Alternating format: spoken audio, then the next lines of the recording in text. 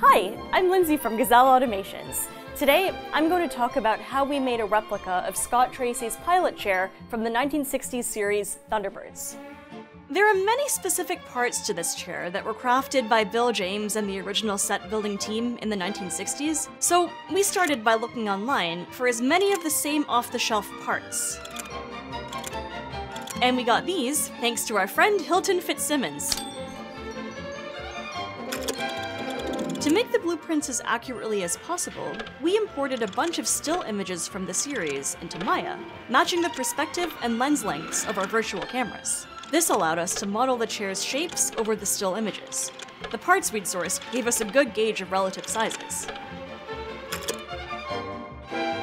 The first thing we did was cut the support struts out of half-inch plywood, including those all-important lightning holes to make it look like structural metal.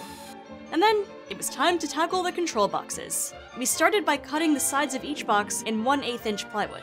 These have a very specific curved shape, and there are various guesses about how the original team made them.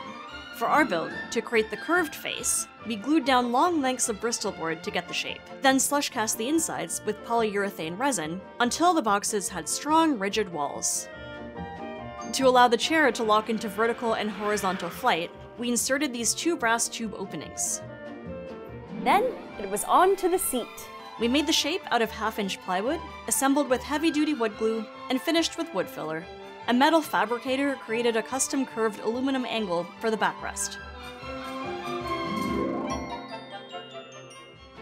Bits and pieces we couldn't source were 3D printed in nylon 12 and PLA plastic, sanded smooth, and painted. The microphone stock is a 1/8 inch brass rod hammered flat on one end so we could secure it to the chair.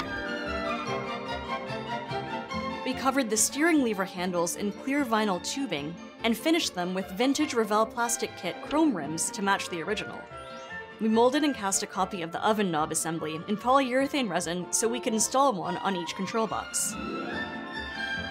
The chair features some copper strip detailing that we first tried with copper tape before deciding it just didn't look good enough. So we redid it with 26 gauge copper sheet, cut to size and adhered with epoxy resin. The hardest part to get as close as possible to the original was the red vinyl. We tried for years to find a match that was not only the right pattern, but also the right scale. We scoured Toronto's fashion district for this exact pattern, most of the stores laughed us out, and searched online, but found nothing. But it's such an important part of the chair's appearance that we knew we had to get it as accurate as possible. By chance, the talented makers at Punished Props released a video on stamping patterns into EVA foam. Maybe we could make the quilted vinyl this way. Back on the computer, we marked out the negative of the diamond pattern onto a block, which we then 3D printed and imprinted onto a 5mm piece of EVA foam. I think it gave us the right impression. The final detail was to correct the color of the seatbelts. We couldn't find Brooks toe straps in the natural leather color seen in the series, so we swapped the honey-colored straps with new ones we cut from natural colored leather. And now, finally, Thunderbirds are go.